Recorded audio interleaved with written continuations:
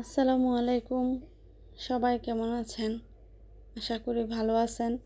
তো বন্ধুরা, দেখতে পাচ্ছেন আমি এখানে কোয়েল পাখি এবং মুরগির ডিম নিয়ে চলে আসছি।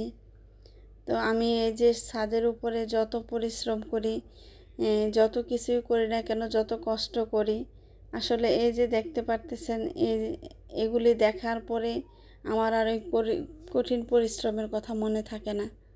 আসলে একজন কঠিন পরিশ্রম যারা করে বা যারা শ্রম দেয় যে কোনো জিনিসের প্রতি, যখন এটার রেজাল্টটা এরকম আসে বা ফলাফলটা এরকম পাওয়া যায় যে হ্যাঁ সাকসেস, তো আমার মনে হয় যে তার চেয়ে আর খুশি, তার চেয়ে ভালো লাগা আর কিছুই হতে পারে না। তো আমি তার আগেও আরও ডিম খেয়েছি, আর হচ্ছে এখন এগুলি জমিয়েছি। তো দেখতে পাচ্ছেন আমি সিদ্ধ করে এখানে রান্নার জন্য প্রস্তুত করতেছি। তো আমার আসলে খুবই ভালো লাগতেছে। তো আমার মেয়েরা এখন, আমি যখন ডিমটা সিদ্ধ করে ছেলার জন্য আসছি, তো ওরা বলে যে না, ওরাও ছেলবে। মানে ওরা দুই দুই বোনে প্রতিযোগিতা লেগে গেছে যে কার আগে কে কয়টা ছুলতে পারবে। তো এটা তো না, আসলে ওদের আনন্দটা যে ওরা আসছে, দেখে, বসে তারপর আমার সাথে এগুলি ছিলতেছে। আর এই যে আনন্দটা ওদের, একজনে মানে একের পর এক কারাকারি করে কার আগে কে কত পিস ছিলতে পারবে। তো বিষয়টা হচ্ছে যে যেমন কর্ম করে আসলে তার ফলটা তেমনই পাওয়া যায়। আমি অনেক পরিশ্রম করি ছাদের উপরে, যে রৌদ্র অথবা যেভাবে পরিশ্রম করতেছি, তো এইগুলি সার্থকতা তখনই হয় যখন এরকম কিছু ফল চোখের সামনে আসে।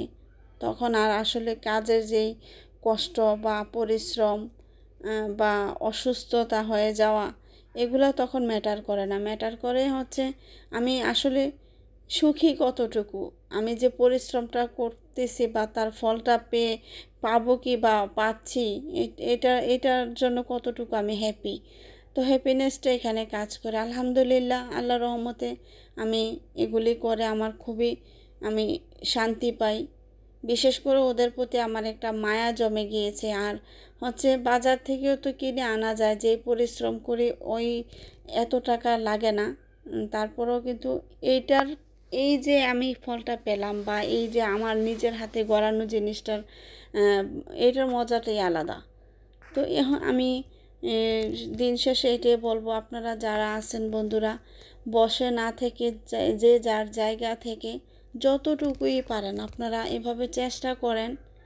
1 পিস, 2 পিস, 3 পিস, 4 পিস, অনেকের বাসা বাড়িতে বারান্দা থাকে, অনেকের এটা যে মুরগি পালন করতে হবে তা না। দেখেন এখনকার যে যুগটা পড়েছে, তো এটা হচ্ছে যে বাচ্চারা বলেন বা ম্যাক্সিমাম ক্ষেত্রে বাচ্চারা মুরগি ছাড়া বা মাংসর প্রতি ওরা এতই মানে আকর্ষণ, তারা মাংস ছাড়া কোনো কিছুই বোঝে না, খেতে চায় না। ডিম, মুরগির মাংস বা গরুর গোশ যাই বলেন, তো বিশেষ করে এগুলি যদি একটু, আর বাজারের যে অবস্থা, দিন দিন যেই মানুষের জিনিসপত্রের দাম বা মানুষের চাহিদা অনুযায়ী সমস্ত কিছু মিলিয়ে যেই কঠিন অবস্থা বাজারের, তো এইগুলো থেকে আসলে ঘরে বসে যদি এরকম কিছু হালকা টুকটাক কেউ বসে না থেকে এরকম সংসারের সাথে সাথে মহিলারা একটু একটু করে করে, আমার মনে হয় যে আসলে এটা খারাপ লাগার কোনো কিছু নাই। পরিশ্রমই তো সব কিছু এনে দেবে, এটাই সত্য। যে যত বেশি পরিশ্রম করবে তার ফলটা ততই ভালো হবে, একেবারে এটা চিরতরে সত্য। তো আমিও তার ব্যতিক্রম নয়। তো আপনারা যে যেখানে যেভাবে থাকেন, যে পর্যায়ে থাকেন, ইচ্ছা থাকলে আসলে একটু থেকে বেশি নিয়ে করতে হবে তেমন কোনো কথা না, বা ওই রকম কোনো কিছু না যে আমার একেবারে অনেক কিছু নিয়ে করতে হবে। আমি একটু আসি, একটুতে আমি করি না। আমি সারাদিন যেহেতু ছাদের উপরে থাকি, অথবা আমি ছাদে যে পরিশ্রমগুলি করে আসি, আমি তো শরীরে যে রৌদ্রটা আসে, আমি ওই তাপটা নিতে পারি না, অসুস্থ হয়ে যায়। তাও তো আমি এটা থেকে আমি বিরত নেই, কারণ আসলে এটা অনেক কিছু ম্যাটার করে। মন মানসিকতা আপনাকে অন্যদিকে, অন্য বেশি পেরেশানি থাকলে ওই পেরেশানির দিকে আপনার মনটা থাকবে না, ডাইভার্ট করে নিয়ে আসবে পরিশ্রমের দিকে। আসলে এটা যারাই বসে না থেকে এভাবে করেন তারা বোঝে যে আসলে সময়টা কিভাবে যায়।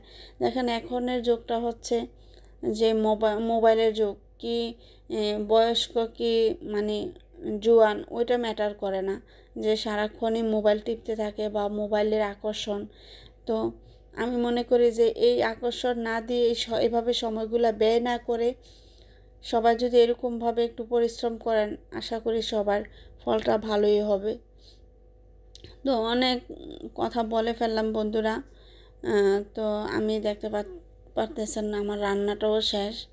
আমি ডিমটা সিদ্ধ করতেছি আর আমার মেয়েরা পাশে গুড়গুড় করতেছে। আর যখন সিদ্ধ হয়েছে ওরা ছেলে দিল, আমাকে হেল্প করলো, আর এখন ওরা আমার পাশে গুড়গুড় করতেছে যে কখন খাবে। তো হচ্ছে আমার মোটামুটি রান্নাও শেষ, আর টুকটাক একটু বকবক করে নিলাম। তো অবশ্যই আপনারা আমার পাশে থাকবেন এবং আমাকে কমেন্টের মাধ্যমে জানাবেন আমার আরও কী করলে ভালো হবে, বা আমি কোন কাজটা করলে আমার ঠিক হবে আমি ওইটাই করব।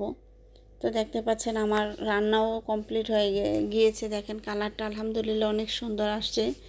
তো ইচ্ছে মতো ডিম নিচ্ছি, সবাইকেই দিয়েছি, সবাই ইচ্ছে মতো খাচ্ছে, কারণ অনেকগুলি প্রায় 40টার কাছাকাছি ডিম রান্না করেছি আমি। তো এই যে দেখেন কালারটা অনেক জোস হয়েছে, আলহামদুলিল্লাহ খেতেও ভালো হয়েছে। আমি যখন খাইতেছিলাম খুবই ভালো লাগতেছিল। প্রতি লোকমা আমি একটা করে ডিম দিচ্ছি কোয়েল পাখির, মানে খুবই আলহামদুলিল্লাহ ভালো হয়েছে। তো আপনারা ভালো থাকবেন ইনশাল্লাহ। তার আজ বেশি কথা বলবো না, ইনশাল্লাহ কথা হবে নেক্সট ভিডিওতে। আল্লাহ হাফেজ, আসসালামু আলাইকুম।